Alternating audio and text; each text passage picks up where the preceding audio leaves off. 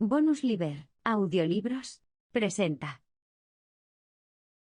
Tema del traidor y del héroe, de Jorge Luis Borges.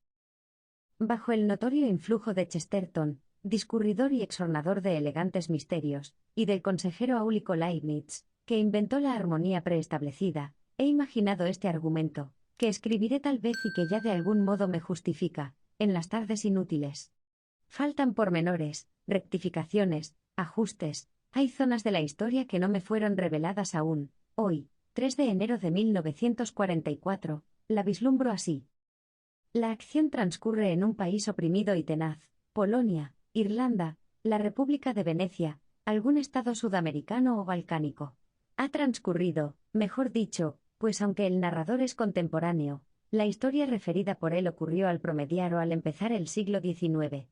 Digamos, para comodidad narrativa, Irlanda, digamos 1824. El narrador se llama Ryan, es bisnieto del joven, del heroico, del bello, del asesinado Fergus Kilpatrick, cuyo sepulcro fue misteriosamente violado, cuyo nombre ilustra los versos de Browning y de Hugo, cuya estatua preside un cerro gris entre ciénagas rojas. Kilpatrick fue un conspirador, un secreto y glorioso capitán de conspiradores, a semejanza de Moisés que, desde la tierra de Moab, divisó y no pudo pisar la tierra prometida. Kilpatrick pereció en la víspera de la rebelión victoriosa que había premeditado y soñado. Se aproxima la fecha del primer centenario de su muerte, las circunstancias del crimen son enigmáticas. Ryan, dedicado a la redacción de una biografía del héroe, descubre que el enigma rebasa lo puramente policial. Kilpatrick fue asesinado en un teatro, la policía británica no dio jamás con el matador. Los historiadores declaran que ese fracaso no empaña su buen crédito, ya que tal vez lo hizo matar la misma policía. Otras facetas del enigma inquietan a Ryan. Son de carácter cíclico, parecen repetir o combinar hechos de remotas regiones, de remotas edades.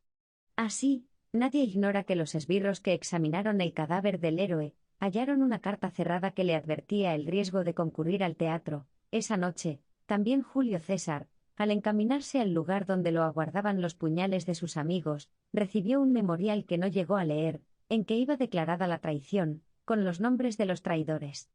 La mujer de César, Calpurnia, vio en sueños abatida una torre que le había decretado el Senado. Falsos y anónimos rumores, la víspera de la muerte de Kilpatrick, publicaron en todo el país el incendio de la torre circular de Kilgarvan, hecho que pudo parecer un presagio, pues aquel había nacido en Kilgarvan. Esos paralelismos, y otros, de la historia de César y de la historia de un conspirador irlandés inducen a Ryan a suponer una secreta forma del tiempo, un dibujo de líneas que se repiten. Piensa en la historia decimal que ideó Condorcet, en las morfologías que propusieron Hegel, Spengler y Vico, en los hombres de Hesíodo, que degeneran desde el oro hasta el hierro. Piensa en la transmigración de las almas, doctrina que da horror a las letras célticas, y que el propio César atribuyó a los druidas británicos. Piensa que antes de ser Fergus Kilpatrick fue Julio César. De esos laberintos circulares lo salva una curiosa comprobación, una comprobación que luego lo abisma en otros laberintos más inextricables y heterogéneos. Ciertas palabras de un mendigo que conversó con Fergus Kilpatrick el día de su muerte fueron prefiguradas por Shakespeare, en la tragedia de Macbeth. Que la historia hubiera copiado a la historia ya era suficientemente pasmoso, que la historia copie a la literatura es inconcebible. Ryan indaga que en 1814, James Alexander Nolan, el más antiguo de los compañeros del héroe, había traducido al gaélico los principales dramas de Shakespeare, entre ellos, Julio César. También descubre en los archivos un artículo manuscrito de Nolan sobre los Festspiele de Suiza, vastas y errantes representaciones teatrales, que requieren miles de actores y que reiteran episodios históricos en las mismas ciudades y montañas donde ocurrieron. Otro documento inédito le revela que, pocos días antes del fin, Kilpatrick, presidiendo el último cónclave, había firmado la sentencia de muerte de un traidor, cuyo nombre ha sido borrado. Esta sentencia no condice con los piadosos hábitos de Kilpatrick. Ryan investiga el asunto, esa investigación es uno de los yatos del argumento, y logra descifrar el enigma.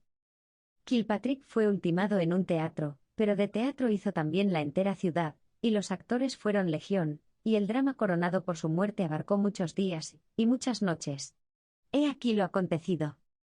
El 2 de agosto de 1824 se reunieron los conspiradores. El país estaba maduro para la rebelión, algo, sin embargo, fallaba siempre, algún traidor había en el cónclave. Fergus Kilpatrick había encomendado a James Nolan el descubrimiento de este traidor.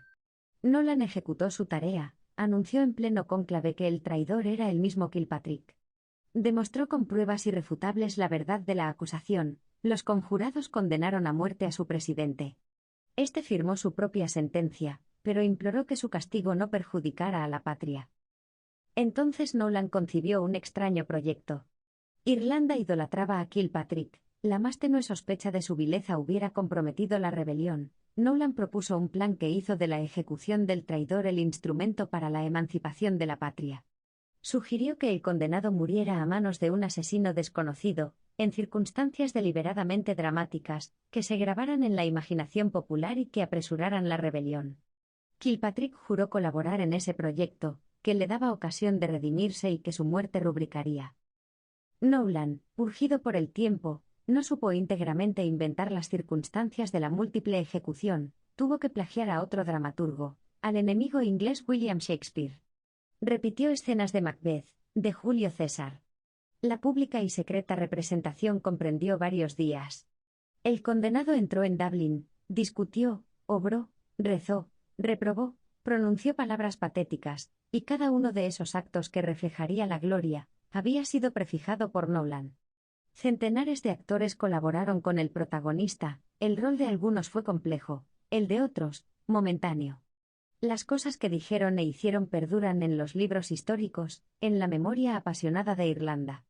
Kilpatrick, arrebatado por ese minucioso destino que lo redimía y que lo perdía, más de una vez enriqueció con actos y palabras improvisadas el texto de su juez. Así fue desplegándose en el tiempo el populoso drama, hasta que el 6 de agosto de 1824, en un palco de funerarias cortinas que prefiguraba el de Lincoln, un balazo anhelado entró en el pecho del traidor y del héroe, que apenas pudo articular, entre dos efusiones de brusca sangre, algunas palabras previstas. En la obra de Nolan, los pasajes imitados de Shakespeare son los menos dramáticos. Ryan sospecha que el autor los intercaló para que una persona, en el porvenir, diera con la verdad. Comprende que él también forma parte de la trama de Nolan. Al cabo de tenaces cavilaciones, resuelve silenciar el descubrimiento. Publica un libro dedicado a la gloria del héroe, también eso, tal vez, estaba previsto. Fin del cuento.